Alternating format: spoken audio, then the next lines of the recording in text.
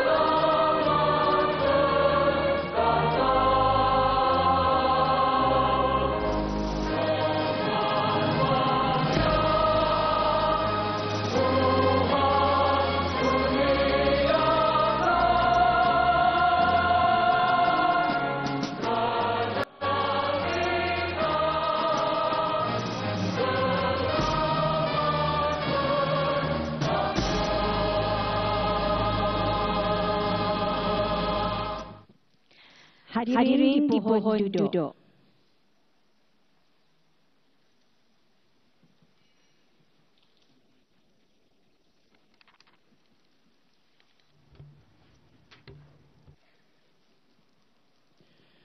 Bismillahirrahmanirrahim. Assalamualaikum warahmatullahi wabarakatuh. Menghadap Duli Yang Maha Mulia Paduka Seri Sultan Perak Darul Rizwan Sultan Nazrin Muizzuddin Shah Ibni Almarhum Sultan Azlan Muhibbuddin Shah Almarhum.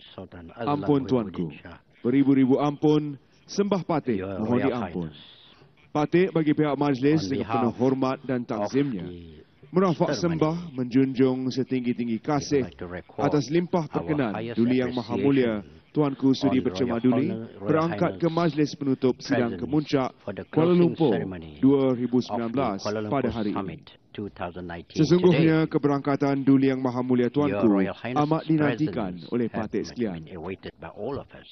Ampun Tuanku, Your Royal patik Highness, mohon limpah perkenan Duli Yang Maha Mulia I Tuanku seek untuk turut mengalu-alukan your permission dev-dev kenamaan to also serta welcome hadirin sekalian other dan distinguished meneruskan guests acara and ini participants di dalam bahasa and Inggeris. to proceed with this ceremony in English. The Honourable Tun Dr. Mahathir bin Mohamad, Prime Minister of Malaysia and Chairman of KL Summit 2019. The Honourable Tun Dr. Siti Hasma binti Haji Muhammad Ali. The Honourable Tun Ahmad Sarji bin Abdul Hamid, Deputy Chairman of KL Summit. Distinguished guests, members of the media, ladies and gentlemen.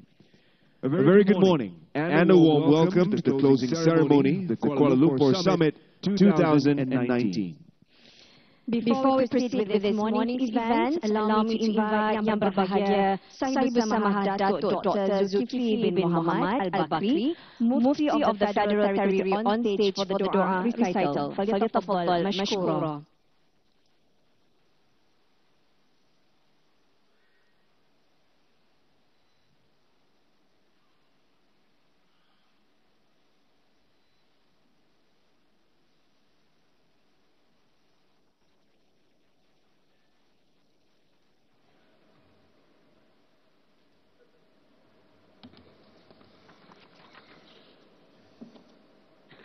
بسم الله الرحمن الرحيم الحمد لله رب العالمين حمدا يوافي نعمه ويكافئ مزيده يا ربنا لك الحمد كما ينبغي لجلال وجهك الكريم وعظيم ربنا انفعنا بما علمتنا ربي علمنا الذي ينفعنا وقربات لنا في ديننا ربي فقهنا وفقه أهلنا مع أهل القطر أنثى وذكر ترتضي قولا وفعلا وكرما ربي وفقنا ووفقهم لما وأخلاء أتقياء علماء وارزق كل حلالا دائما نحظى بالخير ونكفى كل شر وأقر بالرضا منك العيون ربنا أصلح لنا كل الشؤون قبل أن تأتينا رسل منون واقض عنا ربنا كل الديون واغفر واستر أنت أكرم من ستر من إلى الحق دعانا والوفا وصلاة الله تغشى لمصطفى وعلى الآل الكرام الشرفاء بكتاب فيه للناس شفاء وعلى الصحب مصابيح الغرار اللهم اهدنا بهداك واجعلنا ممن يسارع في رضاك ولا تولنا وليا سواك ولا تجعلنا ممن خالف أمرك وعصاك وحسبنا الله ونعم الوكيل ولا حول ولا قوة إلا بالله العلي العظيم. Oh Allah, all praise and glory are only for you. You are the all-powerful, the almighty, the sovereign of the universes. We raise our hands on this blessed morning asking for your blessing and favor for our event today. Allahumma ya Hafiz ya Alim. Oh Allah, we ask of you to protect and safeguard your beloved servant, His Majesty yang Tuan Agung Sultan Abdullah Ayatuddin Al-Mustafa Billah Shah Ibn Al-Marhum Sultan Haji Ahmad Shah Al-Musta'in Billah and His Highness Deputy yang Tuan Agung Sultan Nazrin Muizzuddin Shah Ibn Al-Marhum Sultan Alam Muhibbuddin Shah Al-Maghfurullah.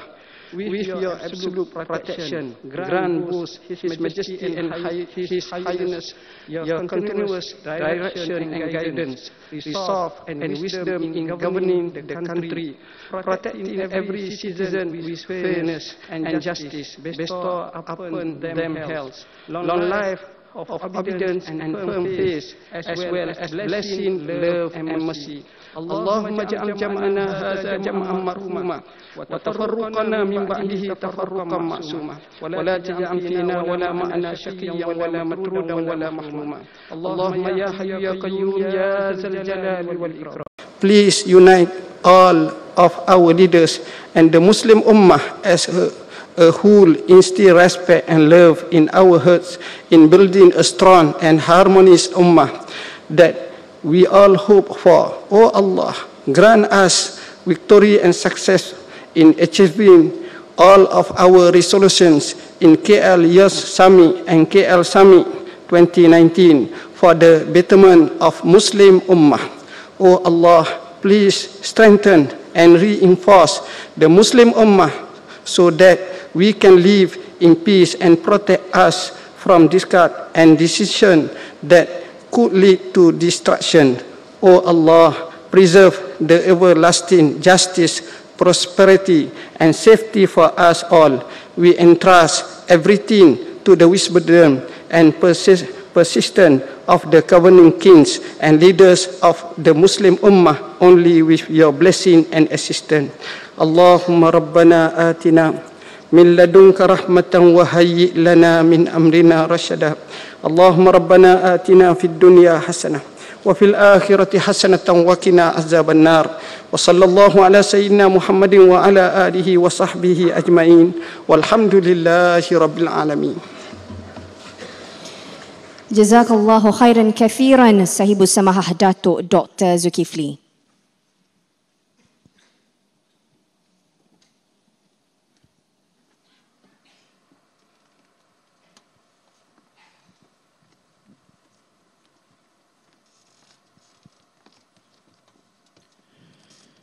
Your Royal Highness, distinguished guests, ladies and gentlemen, over the past 3 days, we have gathered to deliberate issues and ideate solutions centered around the theme, the role of development in achieving national sovereignty. Our ultimate aim is to promote and ensure the peace and prosperity of the global Muslim nation. To proceed with the program, allow us to share with you a highlight video of our journey together here. May Allah subhanahu wa ta'ala bless us with success in this small endeavor to restore the glory that was once accorded our religion of Islam.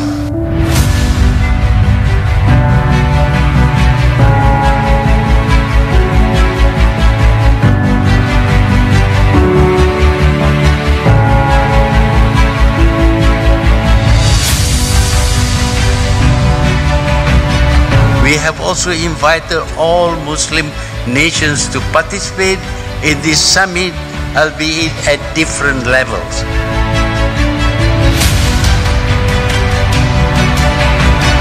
Bismillahirrahmanirrahim. I hereby officially declare open this edition of Kuala Lumpur Summit 2019.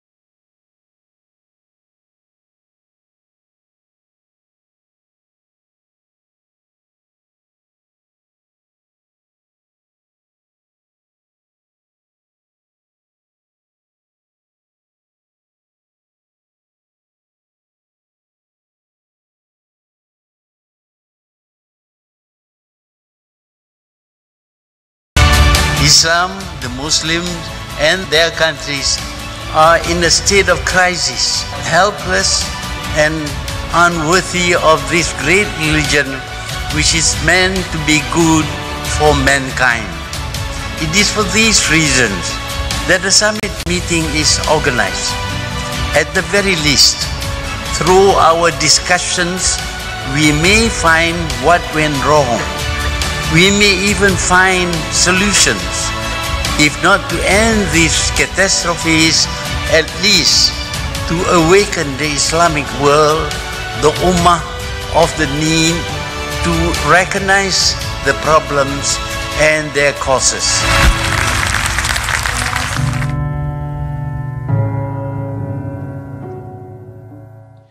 And there you have it, ladies and gentlemen. A recap of our time here together. May the conversations that we have sparked thus far be the light that paves the way for a brighter future for the entire Muslim Ummah.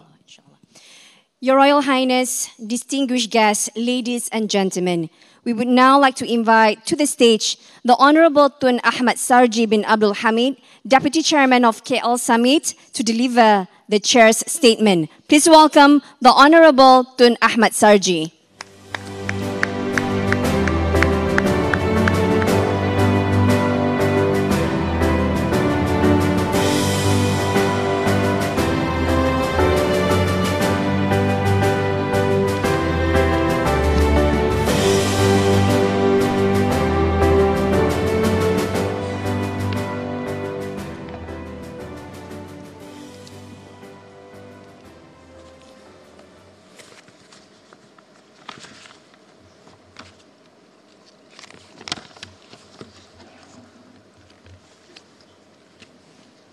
Bismillahirrahmanirrahim. Assalamualaikum warahmatullahi wabarakatuh. Menghadap Duli Yang Maha Mulia Paduka Sri Sultan Perak, Sultan Nazrin Muizzuddin Shah Ibni Almarhum Sultan Azlan Muhibbuddin Shah Al-Maghfurullah. Ampun tuanku, beribu-ribu ampun. Sembah Patik mohon diampun.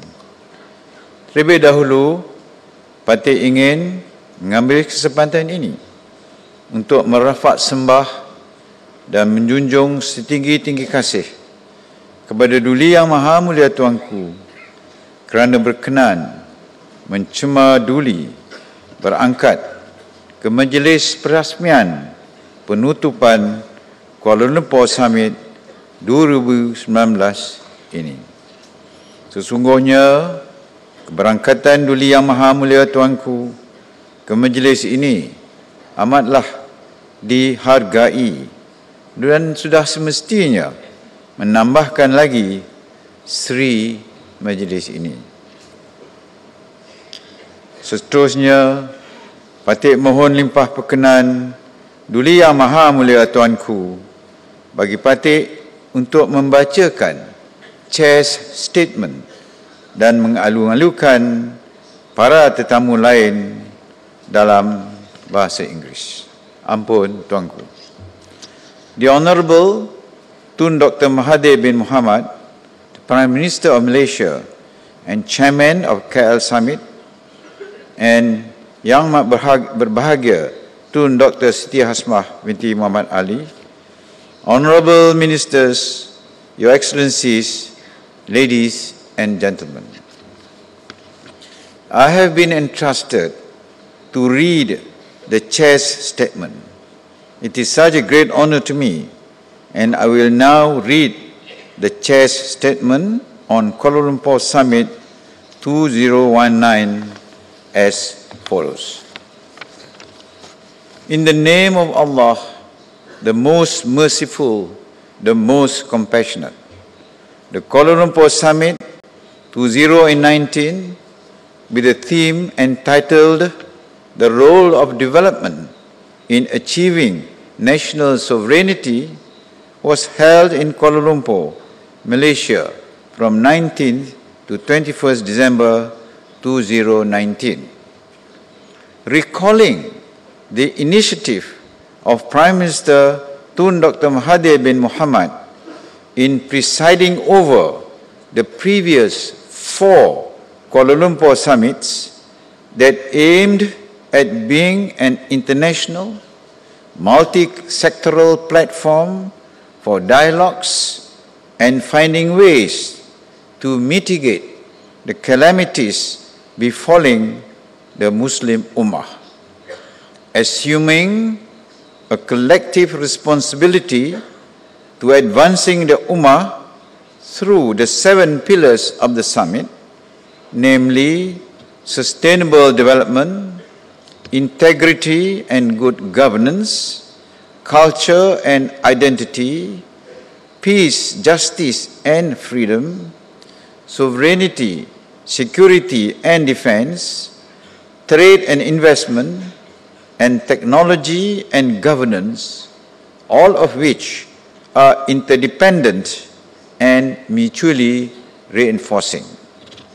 Emphasizing the importance of robust economic cooperation and harnessing the benefits of technology in essential areas to overcome the problems facing the Ummah today. Underlining that the summit serves as a strategic collaboration to complement efforts pursued by the existing coalitions of Islamic nations such as the Organization for Islamic Cooperation, OIC, and the D8 Organization for Economic Cooperation, D8, and thus inviting all Muslims, nations, and actors to join these efforts in future deliberations of the Kuala Lumpur Summit that will be rebranded as the Perdana Dialogue from the year 2020.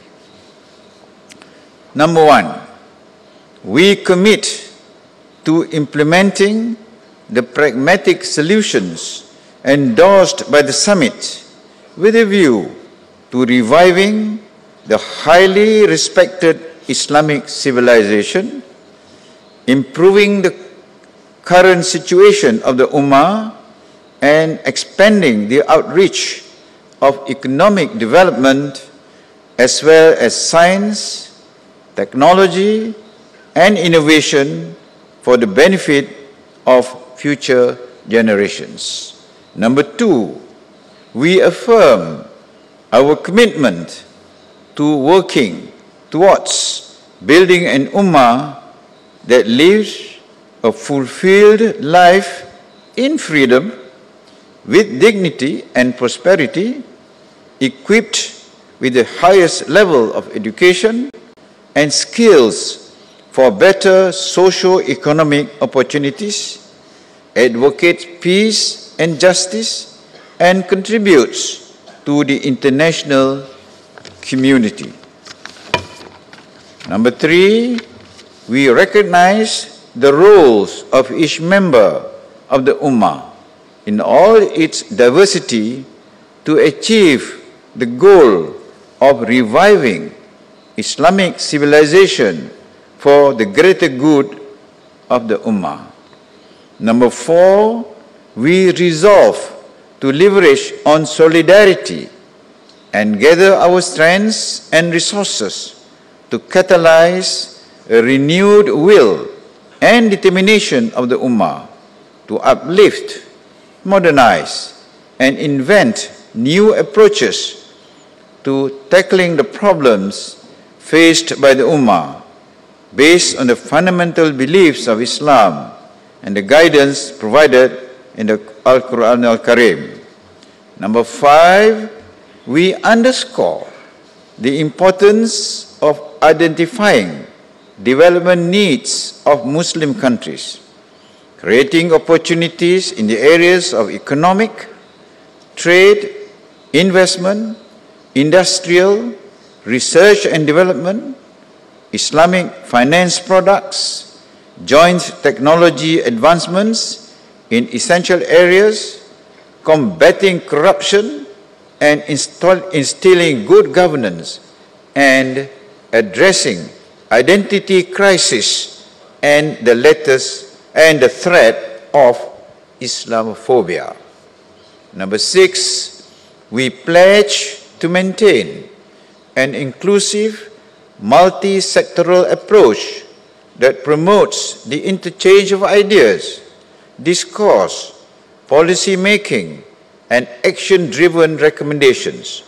In this regard, we call on all actors in the Muslim world, Islamic scholars, international organizations, non-governmental organizations, business entities, foundations, philanthropic organizations, and individuals, development agencies, think tanks, universities, and the civil society at large to participate and contribute ideas during the summit and its future deliberations. And finally, 7, we pledge to achieve the objectives and targets of the Kuala Lumpur Summit, united by a common determination to revive the Islamic civilization for the present and future generations of the Ummah. Signed, Dr. Mahathir bin Mohamad, Chairman of KL Summit, dated 21st December 2019.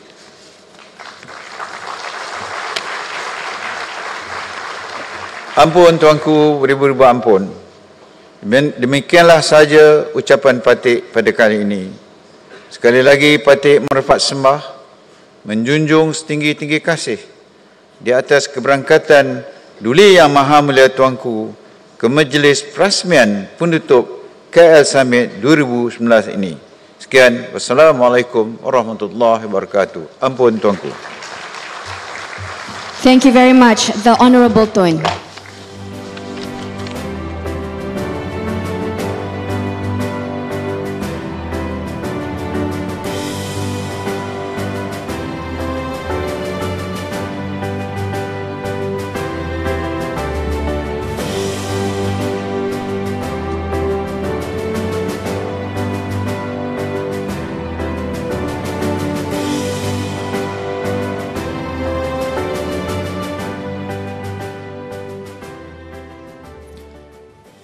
Your Royal Highness, distinguished guests, ladies and gentlemen, to enlighten us further on what we have accomplished over the course of the event, I would like to invite the Honorable Tun Dr. Mahathir bin Mohamad, Prime Minister of Malaysia and Chairman of KL Summit, to deliver the closing remarks. Please welcome the Honorable Tun Dr. Mahathir bin Mohamad.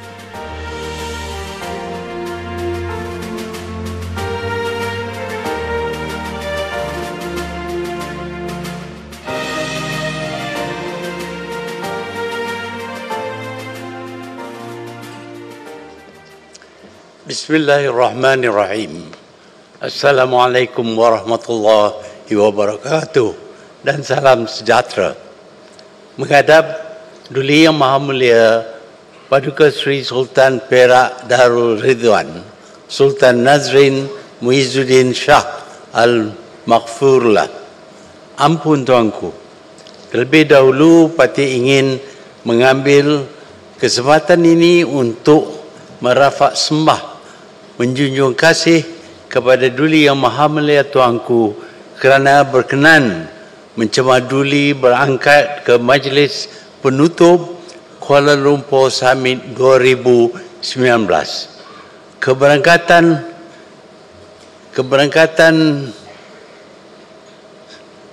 Sesungguhnya keberangkatan Duli Yang Maha Mulia Tuanku ke majlis ini amatlah dihargai dan sudah semestinya menambahkan lagi seri majlis ini. Seterusnya, Patik mohon limpah perkenan Duli Yang Maha Mulia Tuanku bagi pihak Patik untuk menyampaikan ucapan kepada tetamu dalam bahasa Inggeris. Ampun tuanku.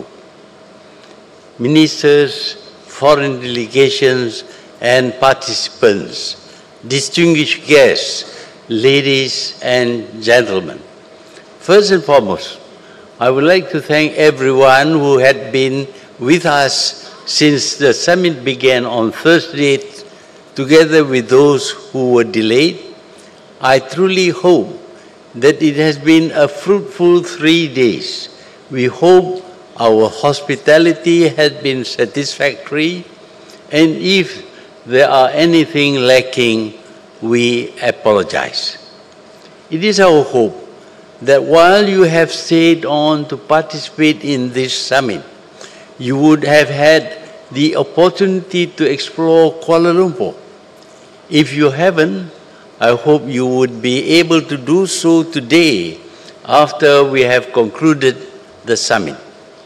Ladies and gentlemen, before we address what had happened, what had transpired, discussed, debated and agreed upon during the course of these 3 days, I would like for us to just take a step back and reflect on why we wanted to hold this summit and what we hope to achieve. Admittedly, some had misunderstood our intentions, intentionally or otherwise. Some had felt slighted, while a few were suspicious. By now, I'm sure it is obvious that the negative opinions were misplaced and not justified. We are not here to replace any other Muslim platforms. Neither are we intending to create different categories or classes of Muslims, nations, nor to undermine others. It is a congregation of a few Muslim nations of which some of the leaders wanted to get together and discuss some areas that are possible for us to establish collaborations that will first benefit the nations involved and then taken on to a bigger platform and collaboration to benefit the Muslim world as a whole. The idea was to come together, assess our strengths and weaknesses as well as our assets. Then we will use the strengths of one another to overcome the weaknesses we have. Simply put, if one of us have an expertise in a particular area, we offer it to another or all the other participating countries and establish a realistic collaboration.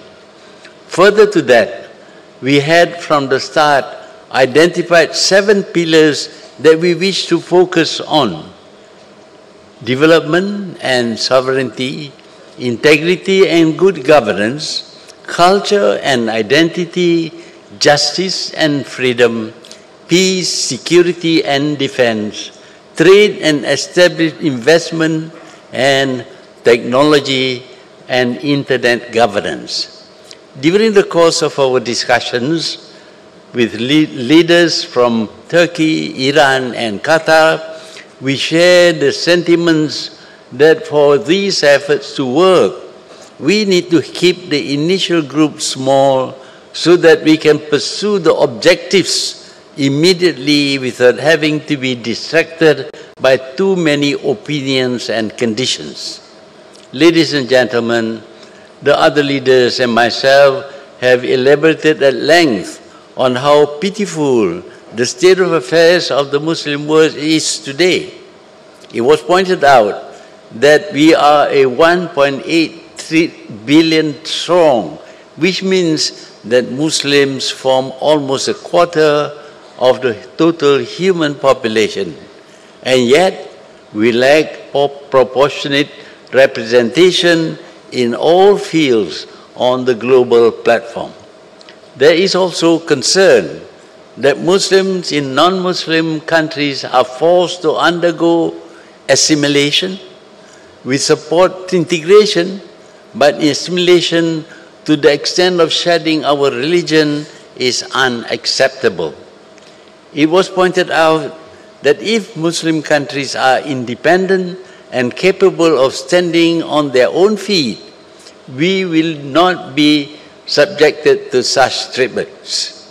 Nevertheless, leaders of all four countries were especially heartened by the brotherly and friendly relations that have strengthened despite the complexities of the region. These, to us, are the very essence that will ensure the foundation that we want to build will be successful.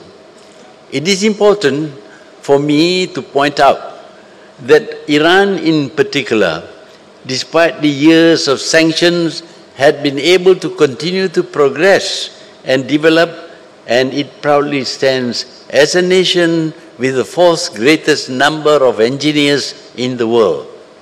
Qatar, too, have been subjected to embargo, and like Iran, it has managed to rise above it and progress impressively.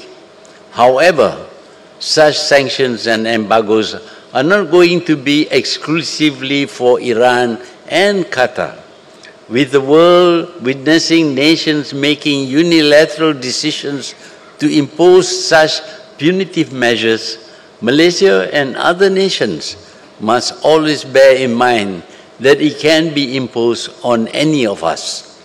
That is the more reason for us to be self-reliant and work towards that with other Muslim nations to ensure that if and when such measures are imposed upon us, we are capable of forcing it.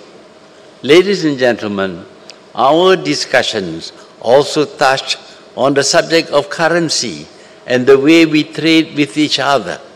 I have suggested that we revisit the idea of trading using the gold dinar and barter trade among us. We are seriously looking into this, and we hope that we will be able to find a mechanism to put it into effect. Our focus is mainly on the economy, science and technology, as well as the defense industry. But the most important aspect of all the focus is the need to be able to produce and create new indigenous technologies. For as long as we are dependent on the technology created by the enemies of Islam, they will forever be able to circumvent, dictate, and control our efforts to improve our technologies and defense system in particular. Ladies and gentlemen, I am indeed proud and extremely pleased to announce that this summit had witnessed 18 successful exchanges of instruments in various fields, including advance in high technology, media collaboration, center of excellence, food security, and youth leadership and exchange programs. There are several more in the pipeline which are being worked out, resulting from discussions during the summit. These are tangible outcomes from the summit, as how we had envisaged when we embarked on this program. While it may not allay some of the suspicions and oppositions raised, we would like to again reiterate that this summit is focused on its objective of finding solutions and programs that we believe can assist and eventually save the Ummah from their current plight. Ladies and gentlemen, we have come to an end of the summit, but we know if we strengthen our resolve, this is the new beginning, one that pursues what had been enjoined in the Quran, that Allah will not change the condition of a people as long as they do not change their state themselves. That is what we hope to do. We want to save ourselves and the Muslim Ummah, and we will persevere in this effort. We hope that from this point onwards, our other Muslim brethren will see for themselves that what we intend to do is to unite the Ummah on strategic and advanced technologies. Acquiring this knowledge is our only hope to stop the Ummah from continuously being bullied and mistreated by our enemies. For that, we reaffirm our creed that all Muslims are brothers, and that this small step we have taken will be the beginning of a lengthy and fruitful journey with the rest of the Ummah. May Allah subhanahu wa ta'ala help us and guide us in our endeavor. I thank you.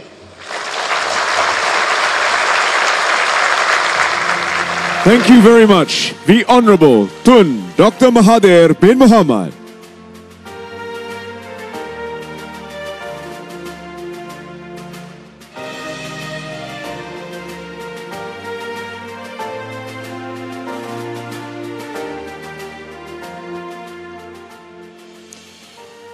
Your Royal Highness, distinguished guests, ladies and gentlemen, the program today will continue with a royal address. I'd like to invite the Honorable Tan Sri Samsudin Osman, Secretary General of KL Summit, to humbly invite His Royal Highness Sultan Nazrin Muizzuddin Shah, Sultan of Perak Darul Rizwan, to deliver the royal address.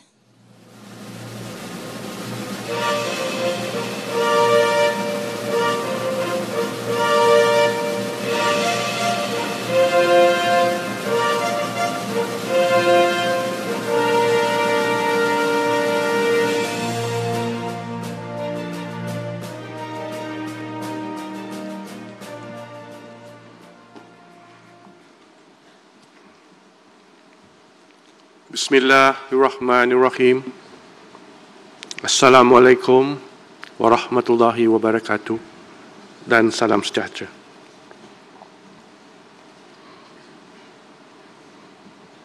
The Honourable Prime Minister, Yang Amat Bahagia Tun Dr. Siti Hasmah, Your Excellencies, ladies and gentlemen, it gives me great pleasure to be given the opportunity to address you all today, the final day of the KL Summit 2019. I listened with great interest to the Chair's statement that was just read, and I would like to congratulate you, Prime Minister, Chair of KL Summit, for the impressive outcome of the conference.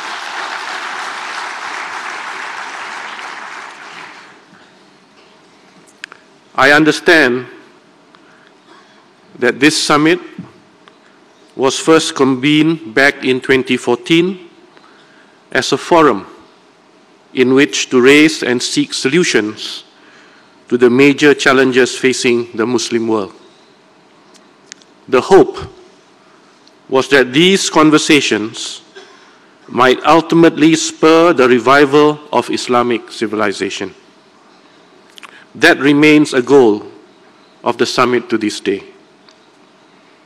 Over the past few days, leaders from across the Muslim world have engaged in important discussions, sharing their uniquely insightful and illuminating perspectives on a multitude of subjects, including politics, education, prosperity, and technology, in relation to that most vital of topics, development.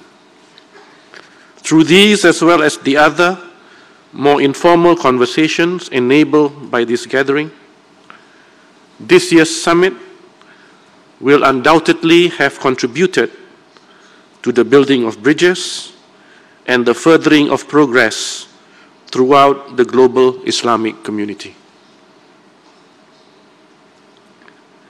In the many countries represented at this summit, as well as the world leaders and scholars gathered here, we see both the great variety and incredible unity of the Ummah. we are all of us united by our Islamic faith. At the same time, we bring diverse experiences and unique ideas to the table. We come from countries which differ in size, demography, and political structure. This diversity can only serve to enrich the conversation, offer new perspectives on challenges common to the Islamic world, and improve our understanding of the national and regional difficulties so that we might better support one another. Remember the famous dictum taken seriously by the early Muslims. Rahmatul Ummah fi ikhtilafil a'immah. The mercy of this Ummah lies precisely in the diversity of their leaders. This KL summit has centered around the 7 pillars as mentioned earlier. These have all been identified as areas essential to the furthering of development and progress in the Islamic world. Thus, a failure to translate conversation into policies and action, a failure to capitalize on the dialogues and relationships begun at this summit will result quite simply in nothing more than a talk fest. It is my sincerest hope that when this summit next meets, it will be to focus on the progress that has been made in implementation and the challenges that remain. So what are some of the challenges? It is my belief that the gravest challenges facing the world can be summarized under the 3 Ps. That is prosperity, the planet, and its people. The issue of prosperity, how to increase wealth and eradicate poverty, has already been much discussed at this year's summit, thanks to its focus on development. The planet, a subject very close to my heart, must be increasingly prioritized in development initiatives because unsustainable development, which damages the climate and the natural world, is not really development at all. The United Nations Sustainable Development Goals provide an excellent roadmap in this area, and in the past, I have discussed the incredible ethical overlap of the SDGs with the teachings of the Holy Quran at some length. However, it is the final P, that of people, that I would like to focus on this morning. Over the past few days, the end goal of our conversations has been how development can enhance the sovereignty of a nation. However, as I reflected on the subject of national sovereignty in the run-up to this summit, I found myself repeatedly coming back to the question, but what about the nationless? What about those members of the Ummah, our Muslim brothers and sisters, who have been forced to abandon their homes and flee their homelands because of hardship, conflict, and persecution? We are facing a crisis of mounting severity. The United Nations High Commissioner for Refugees reports more displaced persons in the world today than at any time since the end of the Second World War. There are around 70 million displaced persons worldwide. Of these, almost 26 million are refugees. Nearly 10 million of the refugees, well over a third, come from Muslim majority countries. They have been rendered nationless by the failure of states to care for them and by the bombs and bullets of war.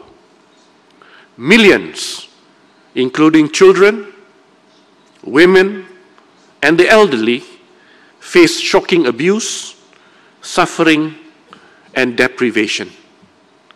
How might we build and act on our conversations about national sovereignty and development in order to help them? Finding an enduring resolution to the refugee problem will require addressing the root causes why populations become displaced or refugees. This summit has in fact just done some of that. The comprehensive and sustainable development that we focused on will help eradicate poverty and want and improve livelihoods. It will put in place healthy political systems and administrative structures that produce good governance and protect the legitimate rights of all citizens.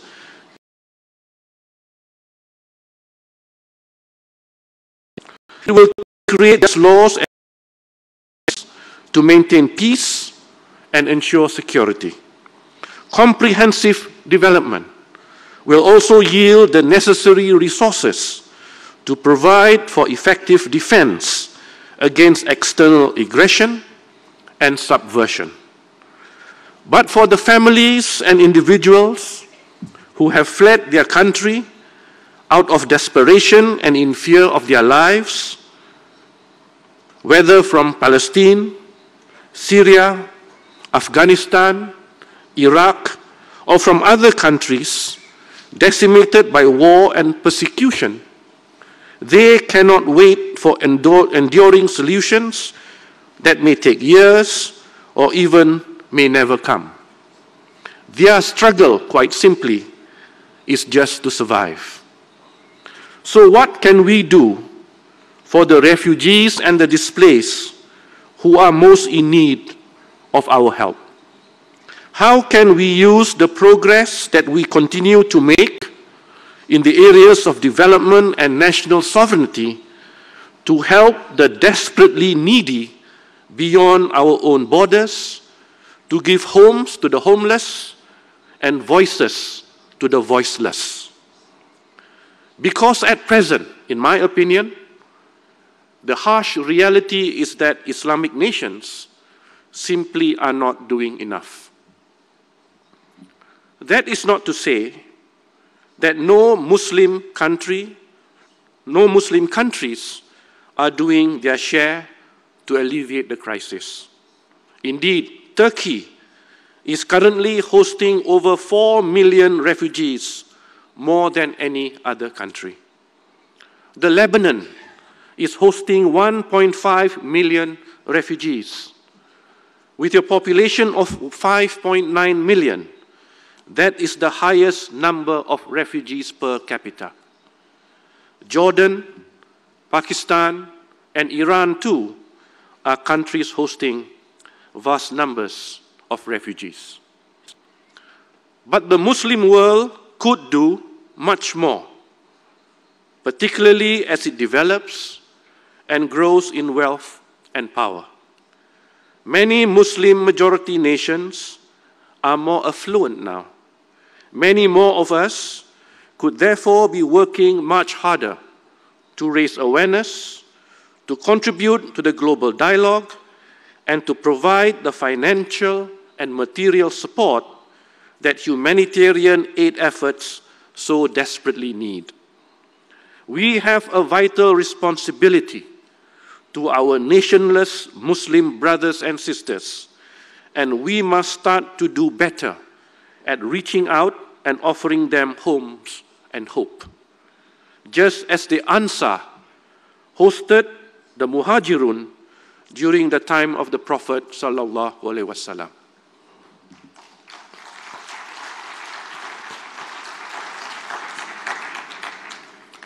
This is an issue which I've spoken in the past, particularly in relation to the Syrian crisis. What we have witnessed in that crisis is Syrians desperate to seek refuge, not in nearby Muslim nations, but instead in Europe. I vividly remember one Syrian refugee back in 2015 eloquently commenting, and I quote, "We will tell our children that Syrian migrants fled their country to come to Europe when Mecca and Muslim lands were closer to them," unquote.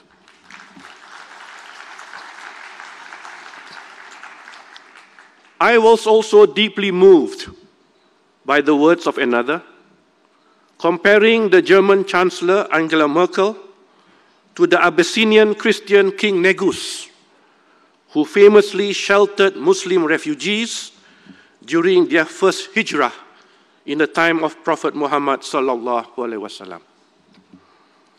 And I hope that the world will never forget the appalling, heartbreaking image of Alan Kurdi, the 3-year-old Syrian boy who drowned as he and his family attempted to cross the Mediterranean Sea, refugees fleeing to Europe. They sometimes say that a picture speaks 1,000 words, but I think that this picture left us with no words at all. This was a heart-rending tragedy. There are surely many, many more, neither seen by the world nor heard by it. For Muslims everywhere, the enduring message should be this: that Muslims, rendered nationless, should not have to hazard the perilous journey to far-away places in order to feel safe, comfortable, and secure. There should be safe refuge for them closer to home. The essential question then is this: how do we give them hope? Well, one of the reasons that Islamic refugees seek shelter in Europe is that they believe Europe will afford them greater opportunities, better access to education, routes to financial stability, and crucially, the freedom, the dignity, and the human rights that they were stripped of in their home countries. In this sense, our focus on development at this summit has huge potential to improve the lives of Muslim refugees the world over. As Muslim nations become more prosperous, more stable, and more developed in terms of technology, education, and work opportunities, they become better placed to offer hopeful, safe, and productive lives to refugees seeking fresh hope and new homes. They also become more able to fund humanitarian efforts and to command greater power and sway on the world stage in order to ensure that nations pay attention to the crisis as well. For these possibilities to be realized, we have to care about what lies beyond our own borders, even as we pursue national development agendas. Tackling the hardships faced by nationless Muslims the world over has to become a priority. We must be more involved in the conversation. That this is a compelling issue was made all too clear by the first ever Global Refugee Forum that was held in Geneva earlier this week. There is increasing awareness around the world that now, more than ever, is the time to come together, to earnestly engage, and crucially, to take the necessary measures to resolve the biggest humanitarian crisis in living memory. As Muslims, it is my sincerest hope that we can lead the way in helping our nationless brothers and sisters rather than lag behind. Summits such as this, which build bridges between Islamic nations across the world, could act as a springboard for Muslim countries to act more earnestly to tackle the problem. Indeed, I believe that a great deal of positive change could be achieved if the plight of the nationless is foregrounded at this summit going forward. In this spirit of global togetherness and shared responsibilities, I applaud to announce, and I'm pleased to announce, as reflected in the declaration agreed to by the nations gathered here, that at its next gathering, this KL summit will henceforth be known as the Perdana Dialogue.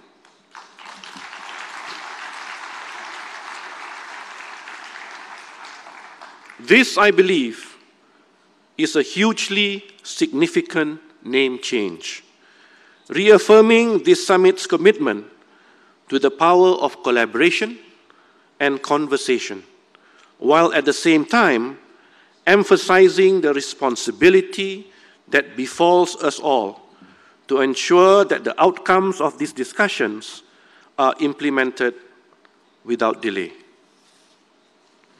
In that vein, I would also take this moment to acknowledge the importance of the chair's statement at the KL Summit. This declaration records and affirms the many laudable aims and achievements of the summit, concluding with, and I quote, a pledge to achieve the objectives and targets of the Kuala Lumpur Summit, united by a common determination to revive the Islamic civilization for the present and future generation of the Ummah. Let us take this mutual commitment to transform words into action most seriously. Let us not neglect this pledge to continue the work we have started here today. In ending, I would like to recall the words of the renowned 20th century physicist Albert Einstein, himself a refugee forced to flee Nazi Germany in the 1930s. Einstein once said, and I quote, "The world will not be destroyed by those who do evil, but by those who watch them without doing anything," unquote.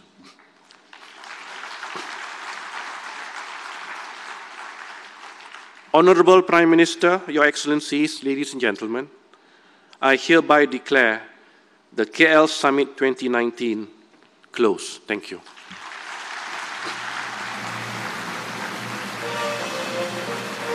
Thank you, Your Royal Highness.